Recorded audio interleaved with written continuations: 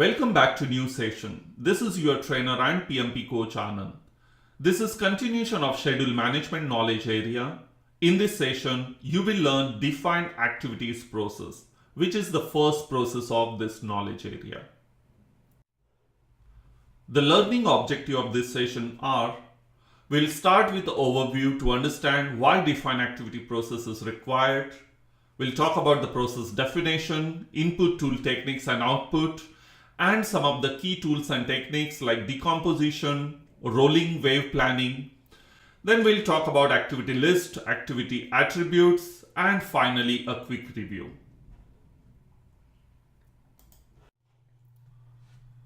Before getting into the process details, let's take a look at list of all 6 processes.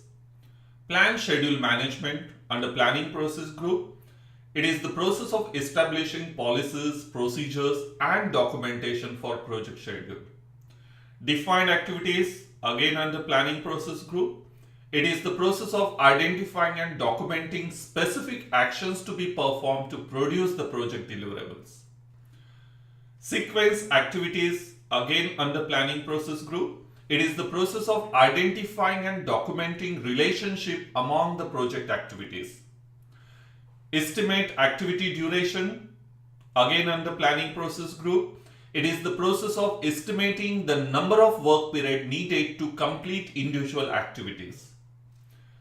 Develop schedule, planning process group. It is the process of analyzing activity sequences, duration, resource requirement, and schedule constraint to create the project schedule model. And finally, control schedule, which is under monitoring and controlling process group. So first 5 processes are part of planning process group, and last process is under monitoring and controlling process group. Control schedule is the process of monitoring the status of project activities to update the project progress and manage changes to the schedule baseline to achieve intended plan. Define activities is the first process after schedule planning. It takes the result from the create work breakdown structure process and uses it as an input to define activities. What is an activity? It is a distinct scheduled portion of a work performed during the course of project. Let's understand this through an example. Consider software project CRM implementation, which we discussed earlier in scope management knowledge area. It's a huge project with multiple modules like customer engagement, marketing, social, etc., and it involves a lot of integration. The scope of project is already baseline, and now we want to create a schedule. So what you will do next? Since the project has approved baseline, you already have work breakdown structure. Take the work package and identify the activities needed to produce each of them. It is very important to differentiate between work packages and activities. Work packages are nouns because they represent what is to be accomplished. For example, training, building module, completing performance test, etc. And the activities are verbs because they represent how those work packages will be produced. Let's take a work package training. Remember, training as a work package has a tangible value to the organization. Sometimes this work package can even be outsourced. Let's think about activities needed to complete the training work package. So you have identified participants for the training, prepare training presentation, schedule training, arrange training facility, set up training environment, conduct training. So all these will be the activities to be executed to complete the work package training. Right now, we are not worried about the order of these activities. Let's take a look at process definition.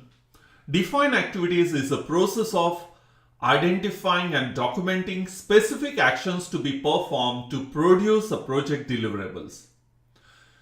The key benefit of this process is it breaks down work packages into activities that provide a basis for estimating, scheduling, executing, monitoring, controlling the project work. Let's go through inputs, tools and techniques, and outputs. Inputs are project management plan, enterprise environmental factor, and organization process assets. Project management plan.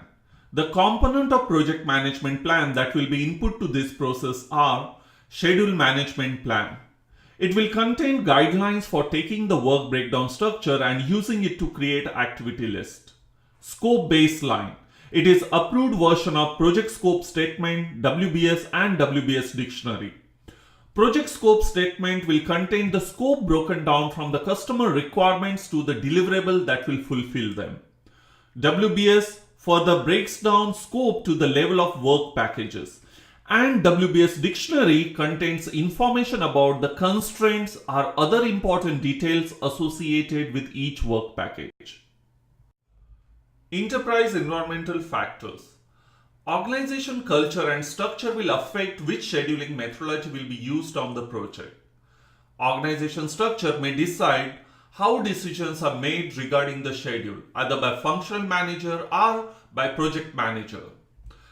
Published commercial information helps create activity list from work packages which are already standard to the industry. Project management information system. One of the key component is a scheduling tool. You might use a scheduling tool to directly create activities list. Organization process assets. Lesson learned repository containing lesson learned about how to create schedule can be useful. Templates, standardized processes might be very helpful. Schedule planning related policies, procedures, and guidelines. These details should be already incorporated in the schedule management plan, and of course you are going to refer to them. Historical information. Information like activity list from previous similar projects. This can be very helpful to kickstart your project activity list. The tools and techniques are expert judgment. So individuals or group who have worked on similar past project would be helpful in identifying activities needed to produce each work package. Then you have decomposition, meeting, rolling wave planning. Decomposition. This is the same technique used in create work breakdown structure process. Now this technique takes the scope in the form of deliverables and divide it into smaller, more manageable parts called work packages. Work packages are complete in itself. They can have a business value. They can be outsourced. Generally, they are noun. Activities are the efforts needed to complete each work package. Generally, they are verbs. So we understand work packages and activities, but who will convert work packages to activities, or who will do the decomposition? Decomposition is best done by team rather than individual, because there is always possibility of missing some information when you are working alone. Let's take same example of a CRM project. From this work breakdown structure, we have taken training work package. Let's decompose it into various activities to create activity list. So identifying training participants, preparing training presentation, schedule training, arrange training facility, set up training environment, and conduct training. And any additional information about the activities are included in activity attributes. So decomposition is helping you to take the work package and just split that work package into various activities. Rolling wave planning. Mostly planning is done as a predictive approach, where you plan all the details of work ahead of time. However, you may not have enough information, resources, or sufficient time to complete detailed schedule, and management may ask you to start work immediately. To deal with this, there is another iterative approach called rolling wave planning, where the work in near term is planned in detail in the beginning of project and the future work is planned at higher level. Let's continue with the same example of CRM implementation project. Now project is planned for 9 months from Jan to September end. Project scope is baseline, but to develop the detailed schedule, you don't have all resources on board and management is in hurry. So you planned first three phases, initiation, study, design and build in detail, and left test and operate to plan later. These test and operate are called as planning packages. Planning packages can be created when detailed information is not available. Now you will start the project execution. As you progress, after a month or two, once you get remaining expertise and resources are on board, you will start detailing remaining phases, that is test and operate phase. It is a form of progressive elaboration in which work in near term will be started before the detailed plan is complete for future work. So I hope you understand the concept of rolling wave planning. Meetings. Any planning activity is best done as a team, and this is where meetings are a useful tool for planning, especially when dealing with a technique such as decomposition. Participant may include anyone with responsibility for schedule planning and or execution. And the best person to define activities is a person responsible to execute those activities. The tool and techniques are activity list, activity attributes, milestone list, change request, and project management plan update. Activity list. The activity list is the result of decomposition technique applied to the work packages of WBS. Activities are the work required to complete those work packages. If the rolling wave planning technique is used, then the activities list may be updated periodically during the course of project progress. The activity list typically includes a unique activity identifier, WBS reference ID, the identifier of the work package associated with each activity.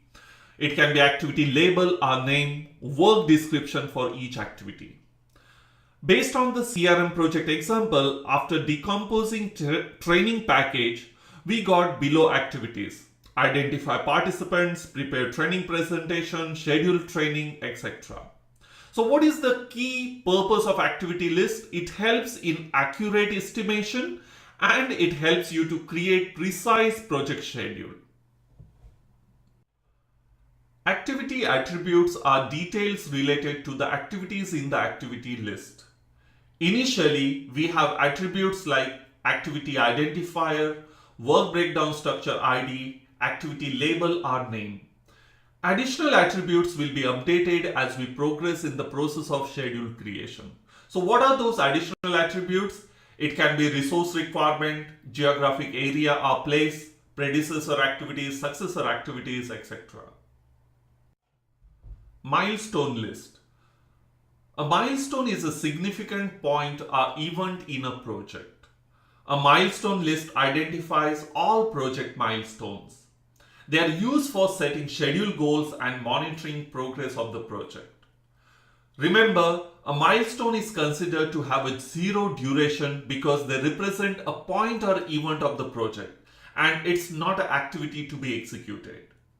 Milestone may be mandatory, for example, contractual milestone, or it can be just a planning which is used for guidance purpose. Change request. If a progressive elaboration is used as a planning technique, the additional level of activities may be uncovered in the further iterations. Remember, in CRM project, new activities will be identified for a work package, that is test and operate phase. So in such a scenario, activities are added to the activity list through a change request. If these activities will add additional time or cost, then project baseline will also get updated. Project management plan update. As you know, all baselines are a part of project management plan. So schedule and cost baseline may get changed due to addition of new activities to the activity list. Schedule baseline. As work packages are progressively elaborated into activities, new work may be revealed which was not part of the initial schedule baseline. Similarly, cost baseline. If additional activities are added to the activity list, then the cost associated with these activities will be added to the cost baseline. Remember, baselines are updated only after approved change request. Good job, you have completed defined activities process. Let's do a quick review. In overview, we learned purpose of defined activities process through a CRM project example. Then we gone through process definition, talked about input tool techniques and outputs. Some of the tools and techniques like decomposition and rolling wave planning, which are very important. We also talked about outputs like activity list and activity attributes. See you in next session to learn sequence activities process. Thank you.